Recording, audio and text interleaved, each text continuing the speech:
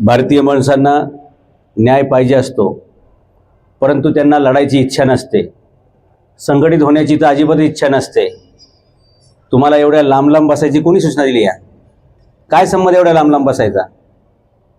सुरक्षित खेळणे। जर तुम्हाला न्याय पाहिजे तर तुम्हाला अन्यायाविरुद्ध मैदानात उतरावं लागेल, तुम्हाला लढावं लागेल। घरी बसून तुम्हाला कोणी न्याय देऊ शकणार नाही। तुम्हाला न्याय मिळण्यासाठी किमान तुम्हाला माझ्यापर्यंत येऊन लेखी अर्ज द्यावा लागेल। आज 235 फ्लॅट आहेत, मी मोजले 67 लोक खाली आहेत। जर अशा प्रकारे तुमची संघटना असेल, अशा प्रकारे तुमचं जे एकी असेल, तर अशाच प्रकारे या शहरामध्ये सर्वांना बिल्डर फसवत चाललेले आहेत। पार्किंगचे पैसे घेता येत नाही, बिल्डर पार्किंगचे पैसे घेत आहेत। कन्व्हिन्स डीड करून द्यायचे असतं, देत नाहीयेत। 24 तास पाण्याचं आश्वासन असतं, 24 तास पाणी देत नाहीत। मुलांसाठी गार्डन पाहिजे, कागदावर दाखवतात, प्रत्यक्षात देत नाही। एसटीपी प्लांट बसवत नाहीत, एसटीपी प्लांट बसवला तर त्याच्यावरतीच पार्किंग असते। असे कितीतरी प्रश्न आहेत। या सगळ्या प्रश्नांना सर्वसामान्य नागरिक जबाबदार आहे। त्याचं असं म्हणणं असतंय, जे गावाचं होईल ते आपलं होईल, जे अख्ख्या सोसायटीचं होईल ते आपलं होईल, असं म्हणत म्हणत अख्ख्या सोसायटीचे एवढे सगळे प्रश्न तयार झालेत। आता तुम्ही आमच्याकडे आलेला आहात, मी एका राष्ट्रीय पक्षाचा अध्यक्ष आहे, शिवाय माझं बाकीचं बॅकग्राऊंड तुम्हाला माहित असेलच। जो कोणी बिल्डर असेल, जे काही तुमचे प्रश्न असतील ते आम्ही कायद्याच्या चौकटीमध्ये बरोबर तुम्हाला सोडवून दाखवू। आणि एकदा आपण तलवार बाहेर काढली, परत तुम्ही मध्यस्थीला यायचं नाही की साहेब जाऊ द्या, बिल्डर पण माणूसच असतोय, आता त्याला फाशीवर होईल, जेलमध्ये जाईल, त्याच्या बायका पोराचं नुकसान होईल। तुमची 235 कुटुंब रस्त्यावरती उघड्यावरती आणायला तो तयार आहे, मग तुम्ही त्याला कायद्याने धडा शिकवायला तयार असलंच पाहिजे, बरोबर आहे का नाही? आणि न्याय मागून मिळत नसतो, लक्षात घ्या। न्याय हिसकावून घ्यावा लागतो। तुम्हाला तशा प्रकारची भूमिका घ्यावी लागेल। पाणी येतं का तुमच्या सोसायटीत? मी आत्ताच बघितलं म्हणून आपलं लोकेशन बदललं। आम्ही सिंगापूरमध्ये होतो गेल्या महिन्यात, तिथला PM 2.5 हा दिवसा 12 रात्री 6 आहे। आता आम्ही इथं आल्यानंतर चौकात तिथे जाऊन पाठीमागे चेक केलं, 300 20 वर्षांनी आपलं आयुष्य कमी होतं। हे अशी सगळी बिल्डिंग बांधताना याच्यामध्ये एक मोठा पाईप लावायचा असतो आणि वरचा सगळा कचरा डायरेक्ट खाली आणायचा असतो आणि खाली जिथं तो पडतो तिथं लगेच त्याच्यावर पाणी मारायचं असते। जर एखादा मिक्सर, एखादी लॉरी अशा साईट मधून बाहेर जायची असेल तर पहिलं तिला एका ठिकाणी उभं करतात, संपूर्ण लॉरी पॅकबंद करतात, तिचे टायर बियर सगळे धुवून काढतात आणि मग ती रस्त्यावरती सोडली जाते। हे परदेशातले नियम आहेत, इथं कुणी पाळत नाही, कारण बिल्डरांकडून हप्ते मिळतात, बिल्डरांकडून प्रशासनाला हप्ते मिळतात, राजकीय लोकांना हप्ते मिळतात आणि म्हणून तुमच्या आयुष्याची ते खेळले जाते। तुम्हाला न्याय पाहिजे असेल तर तुम्ही अशी कोणती साईट चालू असेल त्यावेळी लगेच पर्यावरण खात्याकडे, महानगरपालिकेकडे, पोलिसांकडे अर्ज केले पाहिजेत आणि धडाधड अशा स्कीम बंद पडल्या पाहिजेत की जे दुसऱ्यासाठी घरं बांधणारी तुमची घरं उद्ध्वस्त करतायत। हा तुमचा हक्क आहे। तुम्हाला चांगली हवा, तुमचं चांगलं पाणी, चांगले गार्डन, चांगले रस्ते मिळणं, चांगले शाळा मिळणं, दवाखाने मिळणं हा तुमचा हक्क आहे। त्यासाठी तुम्ही लढलं पाहिजे, भांडलं पाहिजे आणि मला वाटतं आता मला आनंद आहे, तुम्ही लढायला तयार सज्ज झालेला आहात आणि लढल्याशिवाय न्याय मिळणार ना, हे परत सांगतो। 235 फ्लॅट आहेत तुमचे, फक्त 67 लोक आलेत खाली। काय बाकीच्यांचं काय म्हणणं आहे?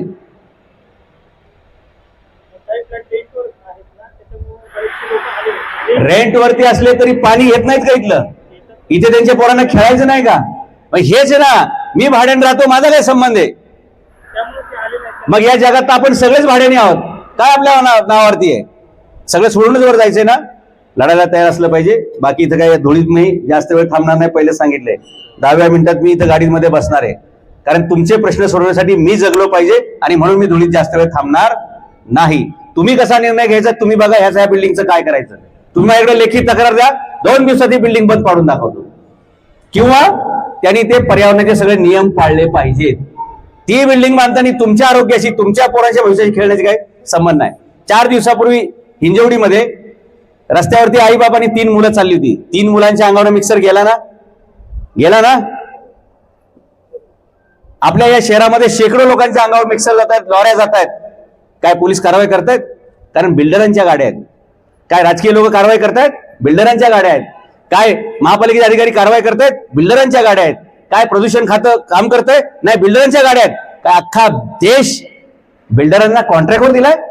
काय अख्खा देश बिल्डरांच्या घशात घातलाय?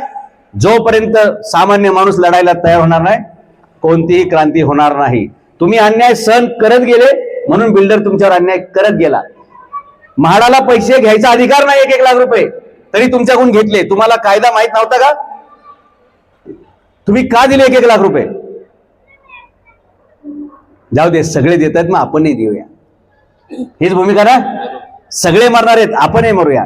जपानमध्ये जर लाईट गेली तर ज्याच्या घरात पहिली लाईट गेली तो स्क्रूड्रायव्हर, पक्कड, टेस्टर सगळा घेऊन खाली उतरतो आणि आपल्या डीपी मध्ये चेक करतो लाईट कुठे गेली आणि ते दुरुस्त करतो आणि घरी जातो. आपल्याकडे लाईट गेल्यावर 3 तासानंतर शेजारच्याला आपण विचारतो, तुमच्याकडे लाईट आहे का हो? नाही, 3 तास झाले गेली. बर, मग ठीक, चांगलं आहे, कारण तुझ्या घरातली गेली याचा मला आनंद आहे. ही आपली भावना. म्हणून जपानीज लोक पुढे आहेत, जर्मनीचे लोक पुढे आहेत. आपण दुसरा काहीतरी प्रयत्न करेल, आग लागली तरी कुणीतरी गाडी बोलवेल ह्याच्या विचारात आपण शेवटपर्यंत थांबतो. हे चुकीचं आहे. काही अडचण आली तर लगेच 112 डायल केलं पाहिजे. फायर ब्रिगेड, पोलीस ह्या तुमच्यासाठी अत्यावश्यक सेवा आहेत. 5व्या मिनिटात गाडी पोहोचणं हा तुमचा अधिकार आहे. पण कुणीतरी दुसऱ्याने करावं अशा अपेक्षेत तुम्ही राहू नका. तुमचा म्हाडाचा प्रश्न असेल, पाण्याचा प्रश्न असेल, एसटीबीचा प्रश्न असेल, इथे जे काही प्रोड्युशन चालले त्याचे प्रश्न असतील, तुमचं कन्व्हेन्स डिस्टचा प्रश्न असेल, तुमचे घेतलेले 1 लाख रुपये परत घ्यायचे, असे जेवढे काही प्रश्न आहेत ते कायद्याच्या कसोटीत, कायद्याच्या चौकटीमध्ये आपण सर्वच्या सर्व सोडवण्याचा नक्की प्रयत्न करणार. तुमच्या कमिटीची 4 माणसं निवडा, ती आमच्या सोबत द्या आणि त्यांना घेऊन आम्ही सगळ्या ठिकाणी ते जाऊ, म्हणजे जेणेकरून त्यांना प्रत्यक्ष पाहता येईल की ही कार्यप्रणाली कशी चालते. आणि एकदा आम्ही तुम्हाला मदत करू, पुढची लढाई तुम्हाला स्वतः लढायची आहे, हे मात्र तुम्ही समजून घ्या. एकदा आम्ही तुम्हाला न्याय देण्यासाठी लढू. पुढे परत नेहमी पाणी येतंय की नाही, पार्किंग परत गडबड होते का, बाकीचे काही लाईटचे प्रश्न येत आहेत का, हे सगळं तुम्ही स्वतः जागरूक नागरिक म्हणून लढलं पाहिजे. आणि घर बसल्या ईमेलवर तक्रारी करता येतात ना.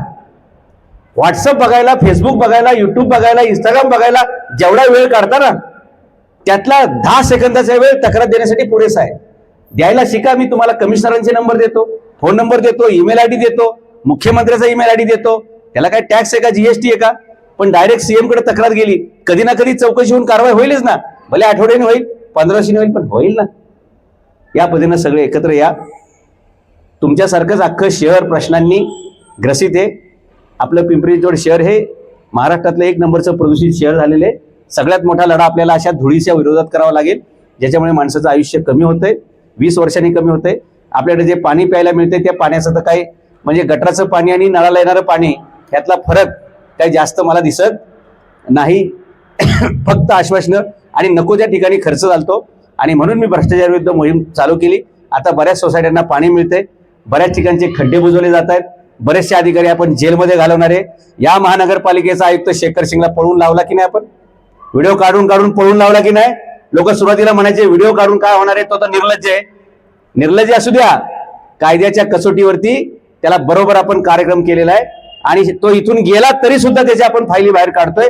जांभळे आणि शेखर सिंग, आयुक्त अतिरिक्त आयुक्त, अशा 2 मोठ्या माणसांच्या चौकशा मी बसवलेल्या आहेत. या पिंपरी चिंचवड शहराच्या इतिहासात आजपर्यंत कोणी असा कार्यक्रम केलेला नाही की आयुक्ताला डायरेक्ट भिडणे आणि आयुक्ताची डायरेक्ट चौकशी बसवणे. हे सगळं सर्वसामान्य नागरिकांच्या हितासाठी आपण लढतोय.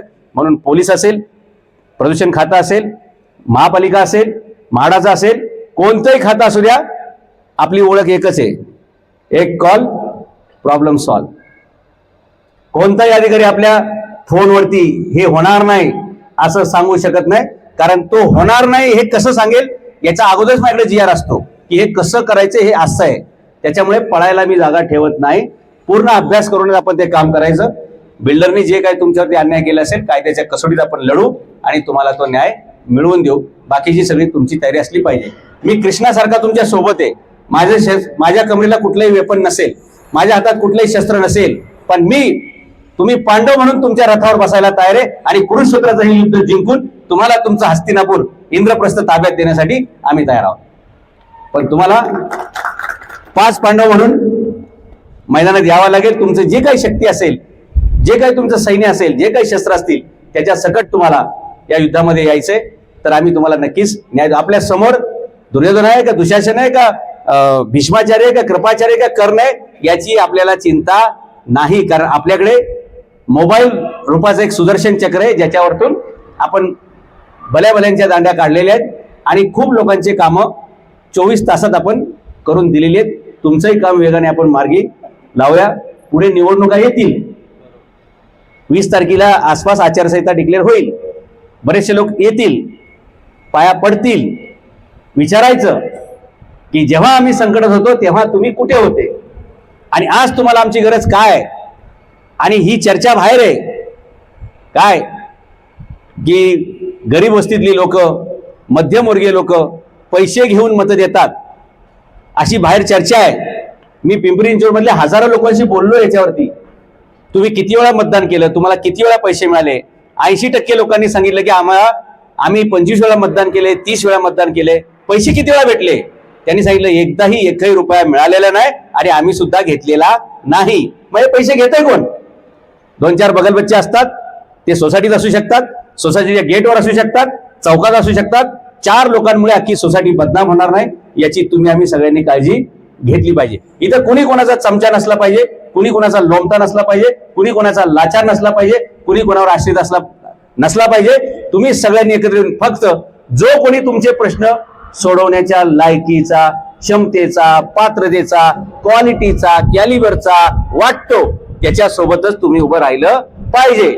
अमुक माझ्या जातीचा, अमुक माझ्या धर्माचा, अमुक माझ्या गावचा, अमुक माझ्या भाषेचा, हे सगळी दुकानं बंद करा. जगायचं असेल तर गुणवत्तेच्या सोबतच गेलं पाहिजे आणि जगायचं असेल तर जिथे अन्याय होईल त्याच्या विरोधात लढलं पाहिजे.